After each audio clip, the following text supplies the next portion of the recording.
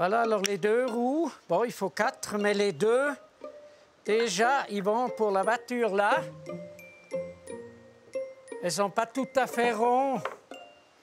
Et puis là, il y avait l'histoire, il y a une fois quelqu'un qui m'a dit « Oui, tu fais de ces jouets, ça tourne, ça roule pas bien, c'est pas rond. » Et puis il m'a fait toute une série avec la machine. Mais je les utilisais quand même aussi un petit peu, mais je préfère que ça roule pas tout rond.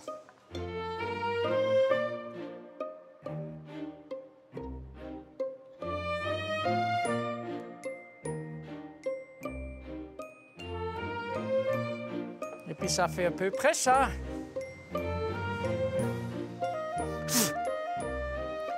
Voilà.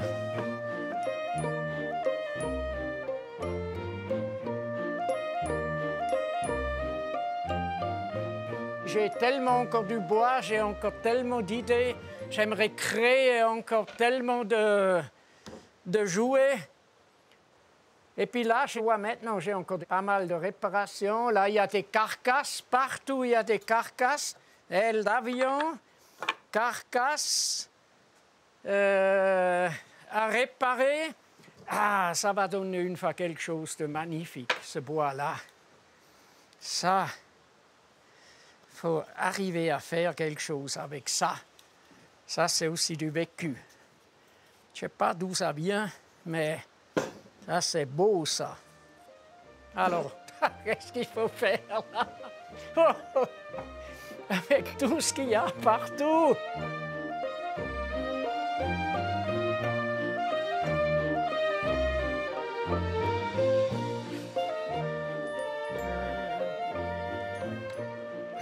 Au début, peut-être, j'avais la peine de me séparer un peu de ces objets. Mais maintenant, plus. Au début, oui. Ah, il y a même un chocolat qui est encore avec. Et la date est sûrement dépassée. Oui. Bon.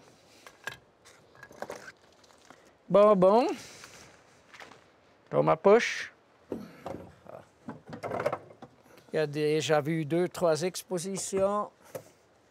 Et toujours là. Et toujours pas vendu, mais bon.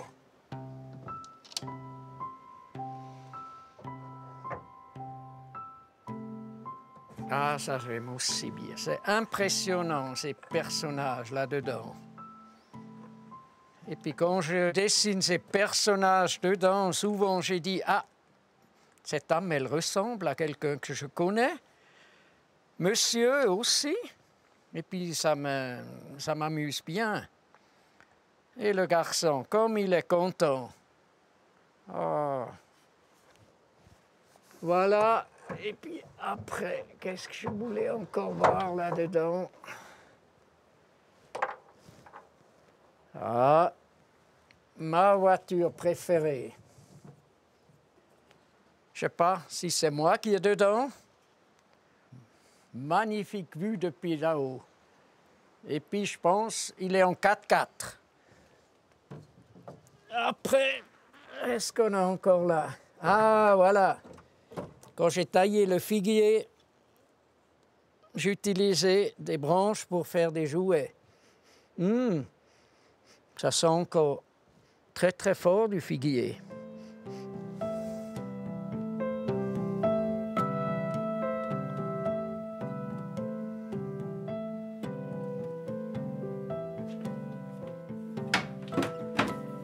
J'étais dessinateur en machine chez SIG à Neuhausen am Rheinfall. Quand je travaillais dessin technique à la planche, après il fallait écrire la liste des pièces, tout ça. J'avais toujours un petit papier à côté de moi où je gribouillais encore quelque chose, un chat, un bonhomme, quelque chose à côté. J'adore dessiner.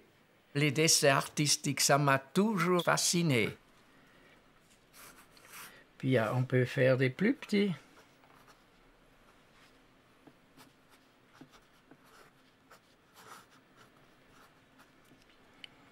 Voilà. Puis une autre bête à côté, on ne sait pas ce que c'est. Encore une autre à côté, on ne sait pas ce que c'est. Voilà.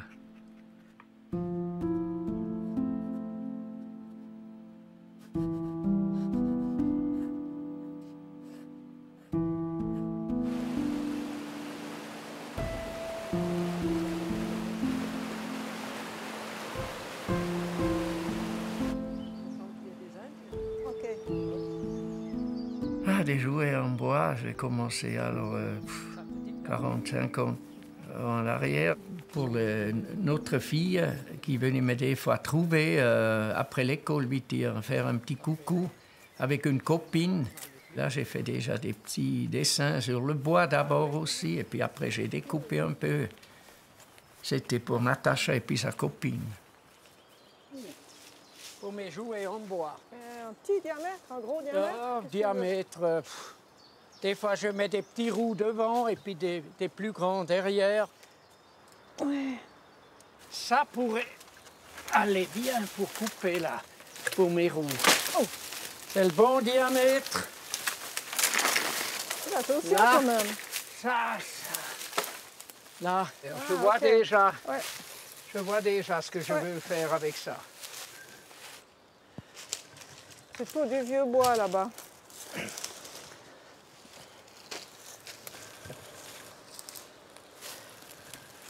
Quand je vois un bout de bois, je me dis c'est dommage de brûler ce bout de bois. Alors non, on met de côté, je coupe des roues et puis je fais quelque chose avec ça. Ça arrive même des gens qui m'amènent des bouts de bois. J'ai un stock énorme.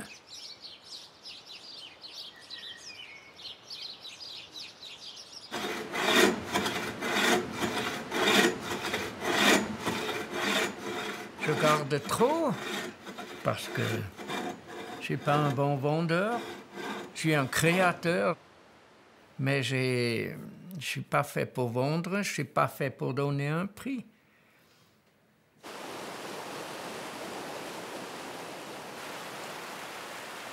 Chers amis marcheurs, bienvenue à la Balance, à Vitepeuf, pour la première étape sur la Via Salina. Normalement, ça se termine à Arc-et-Senans. Il y a Guy Schneider qui nous accompagne, qui est le grand spécialiste des voies antiques en Suisse. Guy m'a donné le virus, c'était mon maître, mon professeur. Appris un tas de choses avec lui. La fonction principale de cette maison, c'était un magasin de vente de sel. Presque toute la Confédération à l'époque, ils devaient importer le sel des pays voisins. Il y avait une balance ici. Effectivement, il y avait ce crochet-là qui était ici. Donc, de ce qu'on m'a dit pour les pesées du sel, des vieux du village qui m'ont expliqué ça, qui venaient chercher leur sel, qu'il était pesé ici, qu'il était stocké sous l'escalier. Donc, il n'y a pas si longtemps que ça, cette maison a été encore utilisée comme dépôt et vente de sel.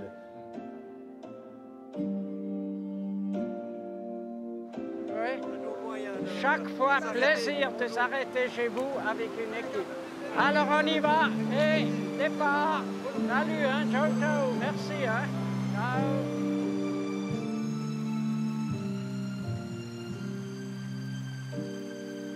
J'ai travaillé comme guide pour Via Salina, la voie du sel. Le virus m'a pris dans les programmes d'occupation. Je ne sais pas combien d'années en arrière, j'étais au chômage. Puis j'ai toujours fait des programmes d'occupation qui étaient intéressants.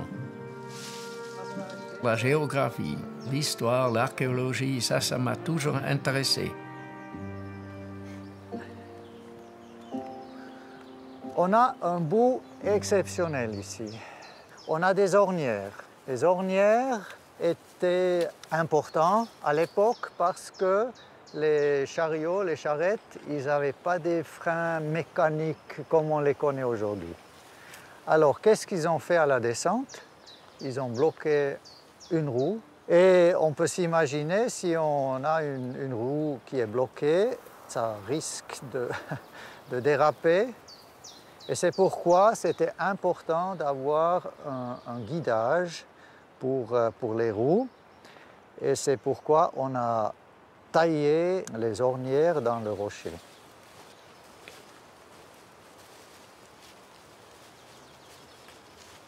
Je fais aussi guide pour d'autres voies. Hein. Je fais une vie aux moines, je fais une voie ou vie celte, et puis une voie romaine. C'est super quand je peux partir avec du monde, parce que tu marches, tu peux discuter, puis c'est pas que moi qui parle. Les gens parlent entre eux, ils parlent avec moi, ils me disent des choses, ils n'osent pas dire ça à leur mari ou à leur femme, ou bien à leur chef, ou comme ça. En marchant, c'est magnifique ce qu'on découvre.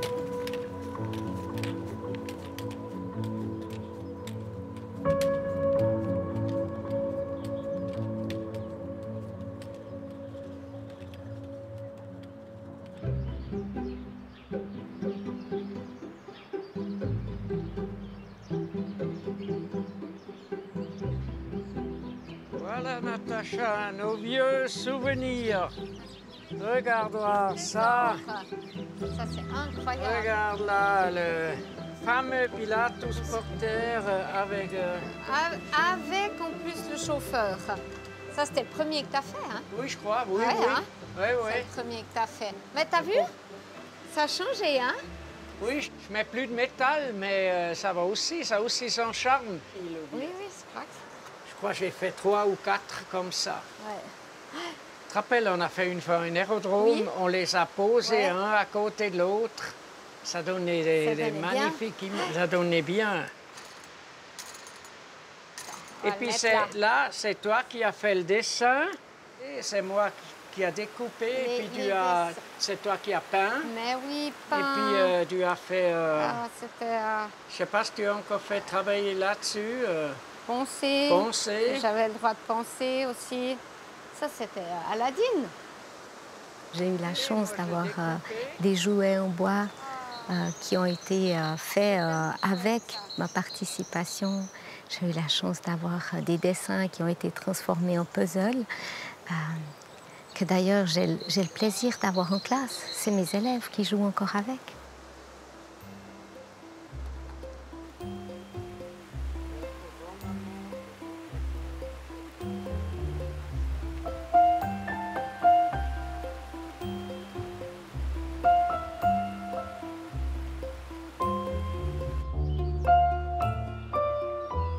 Je fais toujours du plus rustique, du plus gros. J'arrive plus à faire mes doigts, mes mains. Ça va plus, hein? Je crois pas. J'ai eu la chance de tous les moments marquants de ma vie, d'avoir des choses formidables. Par exemple, pour la naissance de mon frère, il a fait comme faire part des tout petits puzzles qui entraient dans une boîte d'allumettes. Les dessins, il y avait toujours en même temps plein de poésie. Il nous faisait rêver, en fait, finalement. Et un côté très enfantin dans tes dessins. Ah, je suis resté gamin. C'est vrai. J'ai encore mes rêves. Être pilote, c'est trop tard, alors je fais des avions en bois. Camionneur aussi. Ouais, je peux réaliser mes rêves de gamin dans mes dessins aussi, dans mes jouets en bois. Ouais, ça... Moi, j'ai vraiment eu une enfance où j'ai eu le droit de rêver. On m'a donné ce droit. Ça, c'est un cadeau magnifique.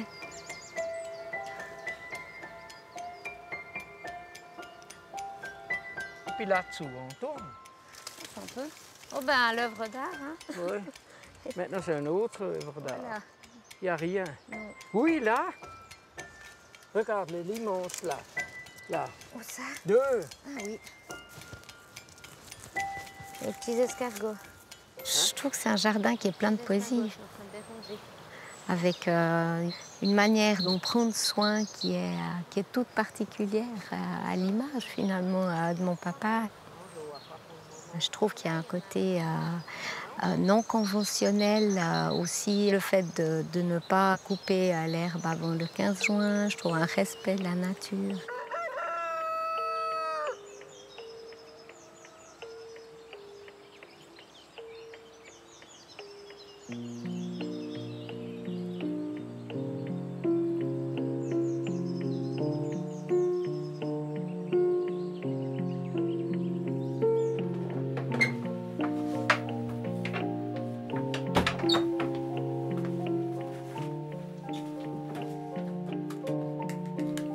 Changement de lunettes.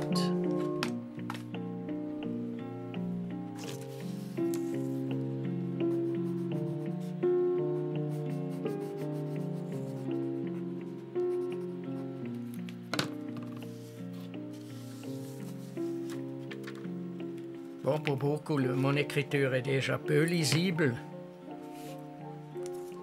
Même pour mes affiches. Les gens ils disent que tu devrais écrire un peu mieux, on n'arrive pas à lire. Mais bon.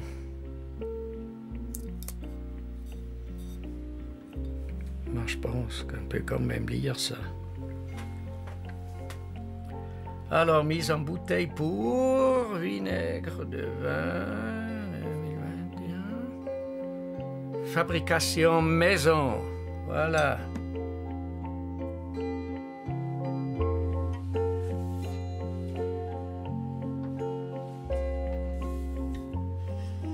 Voilà le calendrier.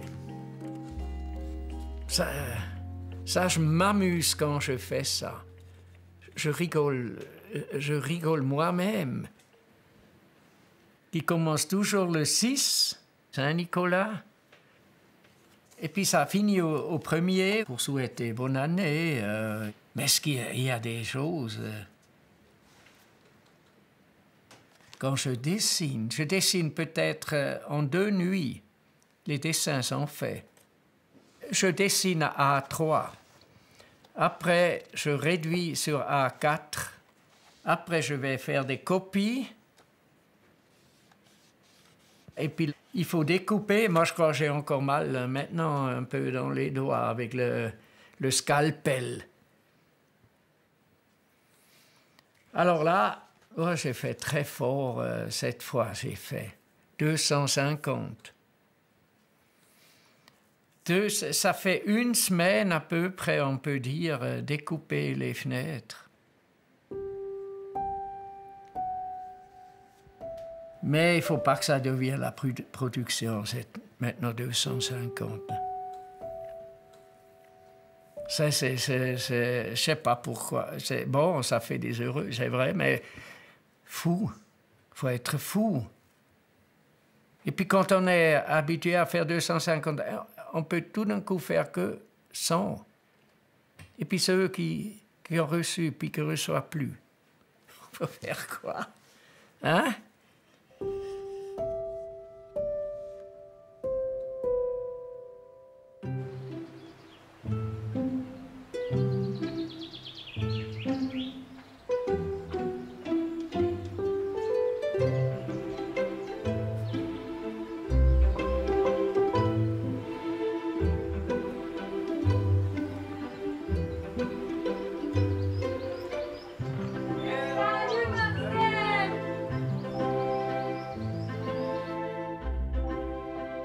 Tu vois, tout d'un coup, j'ai dit, il faut que je change aussi un petit peu de temps en temps, pas toujours faire la même chose ou bien de la même procédure.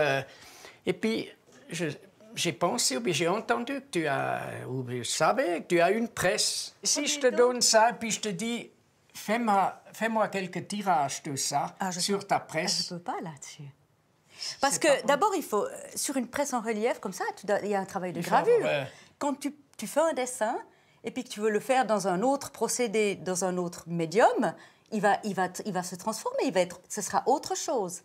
Tu es un peu déçu, Marcel? Non, non, mais de moi-même, je passe un peu comme un amateur là-dedans. Mais tu as envie de faire de la gravure? Non, mais mon idée, c'était venir chez toi, et puis Ouais. Ariane, elle arrive faire quelque chose que ça reste l'image, mais que c'est imprimé. Chez toi, tu prends un bout de bois, tu simplifies quand même un peu ton sujet parce qu'il est très compliqué. Hein. Tu as Oui, conscience oui. que ton dessin, il est pas simple. Et puis, tu essayes de prendre, tu fais un musicien et tu essayes de graver un musicien. Et puis, tu reviens chez moi après. Mais ça me fait moins envie que dessiner. Mais moi, je peux t'amener encore des bois comme ça. comme ça, J'en ai encore plein comme ça. Ah oui. Ça peut t'amener. Mais c'est vrai, c'est plus mon truc. Tu sais, je te propose de faire un tirage puis de voir tourner la machine. Oui. Tu as envie? Oui, oui.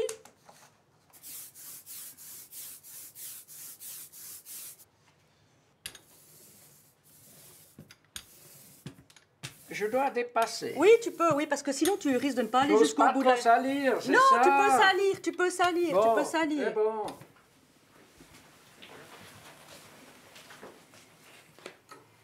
Alors, tu vois, là, exactement dans les repères. Vas-y, Marcel. Alors là, il va carrément me casser la maison. Là, j'allais trop fort cette Oui, fois. c'est pas nécessaire de... Voilà, mais ça va très bien. Mais tu vois, au moins, tu as été jusqu'au bout, là. Ah, Voilà. c'est magnifique.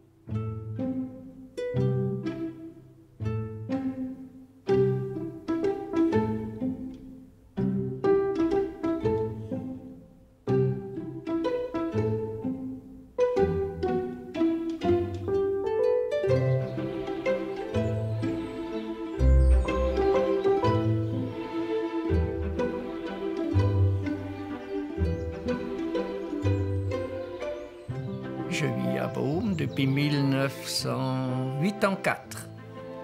On a toujours dit Beaume. Ah, ça nous intéresse, Beaume.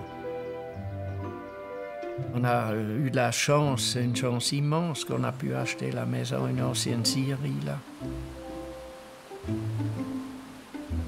Beaume, ça attire, il y a quelque chose. Énormément d'artistes, artisans, artistes. Ça, c'est magnifique, hein?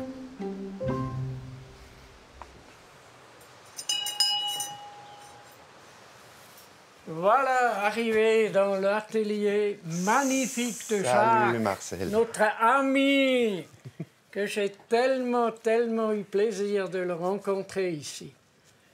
Malheureusement, Jacques, il nous a quittés en 2013. Ouais.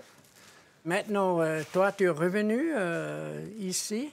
Tu continues à présenter l'atelier, tu ouvres de temps en temps. Jacques, je l'ai connu sur le banc là devant. Il nous demande pourquoi on est là. On cherche une maison à Beaume, on aimerait habiter là. Jacques, il a dit là-bas. Et puis c'est comme ça, c'est aussi lié avec Jacques qu'on a pu avoir cette magnifique maison. Voilà. Et puis là, j'ai tout de suite senti Jacques. L'amitié comptait beaucoup pour Jacques.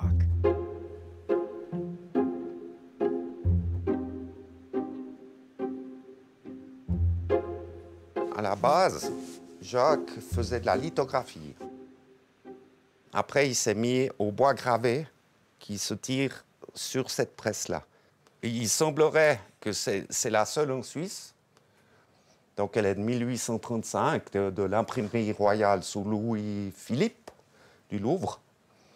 Donc, c'est une très belle pièce et qui fonctionne parfaitement. L'atelier, à l'époque, on ne pouvait pas circuler. Il y avait des presses de lithographie, mais partout. Donc, ils ne pouvaient même pas exposer. Il n'y avait pas de place, quoi. Tu te rappelles de ça? Oui, pour ça, il n'a pas fait beaucoup d'expositions. Non, il n'a pas fait beaucoup. Il n'aimait pas exposer. Ouais. Non. Ah, si j'avais encore 2 kilomètres de mur, là, il y a tous les classeurs, tout ce qui est exposé, il y a 1600 choses différentes. Je n'ai pas pu tout mettre, il y a encore plein les cartables. Ça, c'est tous ces personnages de vignerons. Il appelait ça le théâtre guignol.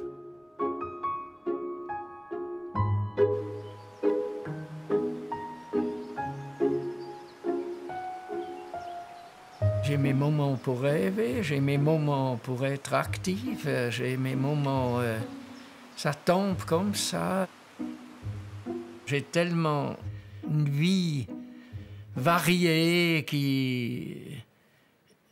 je suis bien entouré, que j'ai une vie magnifique, là. Et puis j'ai l'impression... On m'apprécie, que j'entends souvent... J'entends souvent c'est super ce que tu fais, c'est bien. Là, c'est des falaises, à gauche, à droite, et puis alors tu le mets plus bas. Ça suffit de peu de dire à quelqu'un, c'est bien ce que tu fais, et puis ça se diffuse partout dans ce que je fais, et puis voilà. Là, je suis heureux.